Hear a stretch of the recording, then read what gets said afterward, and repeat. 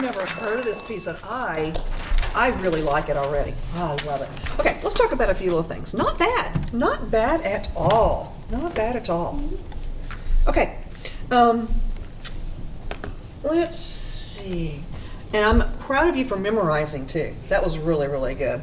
Because it's a long piece and you did a really good job. A couple of things. I like this because it's in that minor key, so it's kind of eerie, mysterious kind of a sound, okay?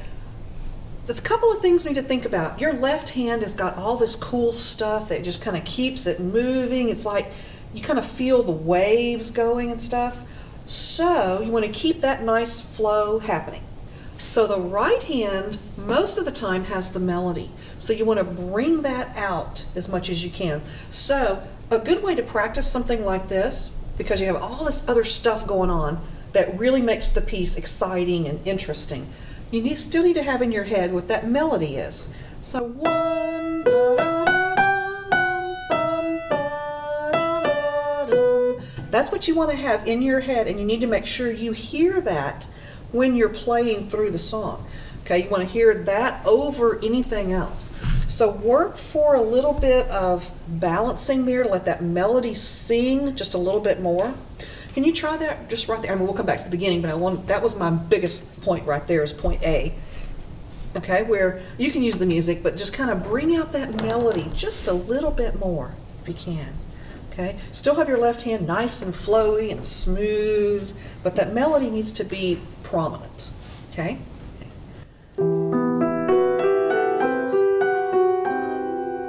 Yeah, I've got you thinking about it now. I know, it won't happen just like that.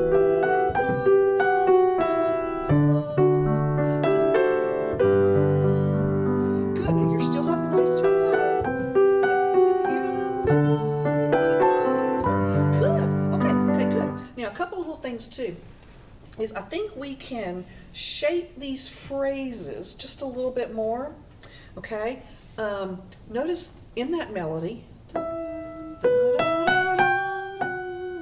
here, see how I had this little rise and a little fall? I think we can do that because the melody lends itself to do that. We're getting higher in the notes and then we're going down lower in those notes. So I feel like we can put a little, because there are no dynamics written, so a little bit. So a lot of it is interpretation. Okay, but that's just kind of how I feel it, and it kind of, I think it would make it a lot more interesting. Try that just a little bit. We're going to start it soft and then have a little crescendo and then a little diminuendo. Okay?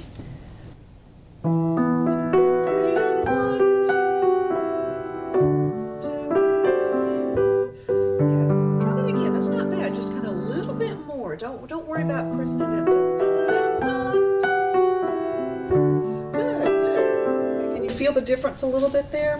Yeah, you want to have kind of more shape to your phrases. Okay, cool. Measure 12. Okay, yeah, what I heard a minute ago was we got to the end of this and we stopped.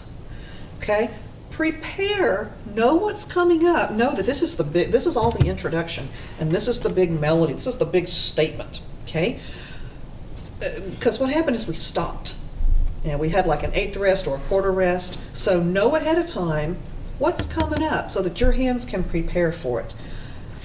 Start right on that measure if you can. Okay, and then we're going to go into measure 13. 1, 3, and, yeah. 1, 2, 1, 3, that's it. Okay, so now play this measure, play that whole measure, and play the first beat of that. 2, 1, 3, 1. It's tough, isn't it? Yeah. Yeah, so you have to kind of eyeball it. You already know, ooh, I've got to go down to that E minor chord. Okay, try that again. 1, 2, 1, 3. Let's not use that fingering though. 1, 2, 1, 3, there you go. That's what you want to do. You want to focus in on that. Okay, so don't have any pauses right there, unless it's written in the music, but there's no pauses there. As a matter of fact, this would be really cool. Coming out of this, maybe have a little crescendo, because it's the end of the introduction and it's setting you up to start the melody. Okay, Can you start those 2 measures and then start it kind of medium soft and then kind of gradually grow out of that so it'll lead us into the melody. Have a tiny crescendo there. And I'll make you start. This is a good thing too. You always want to be able to start at any point in the music, okay? In other words, don't always go back to the beginning kind of thing. Yeah, I've all done that. Okay. 2 and 3 and 1. Okay, yeah, watch that fingering there. You don't want to have fingerings where you're going to cross over upside down. Yeah, so I don't want to write in pen, but well, yeah, that 2, 1, 2, 3, 4, 5, because then you can move your hand. If you have your 5th finger on that C, you're easy. You can just pick your whole hand up and get down to the E minor chord. I think that's probably why we stopped a minute ago. We had some kind of funky fingering where we flipped our hand upside down. Yeah, I know. You're going, yeah, I've heard that before, yeah. Okay, that was one little thing. Measure 6. Yeah, that's, okay. It was the counting, yeah. And you didn't have the music in front of you. The straight quarter notes where you have that dotted quarter eighth happens here in measure 10. Yeah, so just be aware of that. Those are straight quarter notes. Oh yes.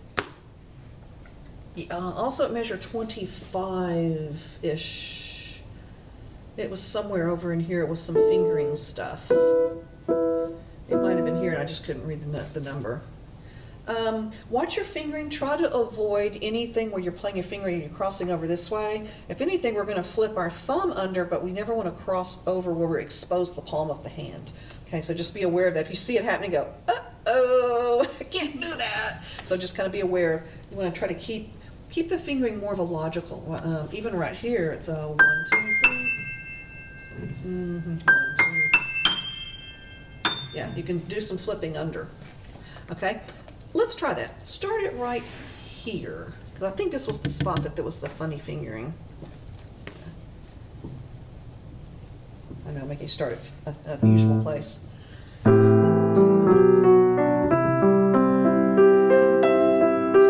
can you see how you crossed over kind of a, yeah. So what I would do, and then put your thumb, 1, 2, 1, 2, 4, 5. Let me do 1, 2, 4, 5. 1, 2, 4, 5. Yeah. Now, if you want, this is like it's optional because your left hand's going to play that note. Your thumb doesn't have to play it. Therefore, your thumb can go right to that G. Okay, that might make that a much easier thing to do. 1, 4, 5. Da, da, da. And then we put our thumb on this G right here. It'll set you up for that. Try that just hands together right here so that you can, left hand can grab that E. Just say, right hand, you're not going to get that E. Left hand's got it. Okay, we can go slow if you need to. Okay.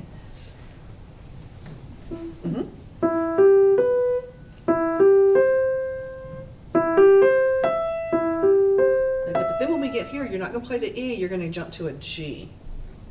Okay.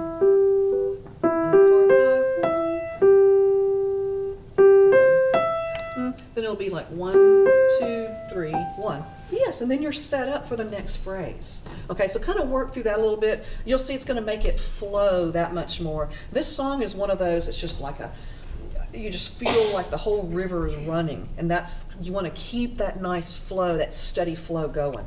And fingering is what's going to get you there. Okay, it's really going to help you. Do you know what these little guys are? These little funky squiggly thingies?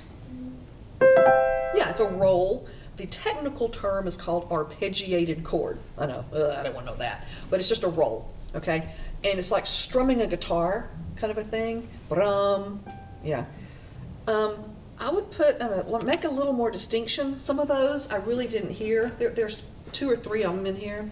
And a couple of them, 1 or 2 of them I heard, but the others I really didn't. So make sure you really hear it. Okay, and hang on to all the notes, okay? Watch your little rolls. Oh yeah, nice retard at the end. That was nice. It was really, really, really pretty. Because it's not written.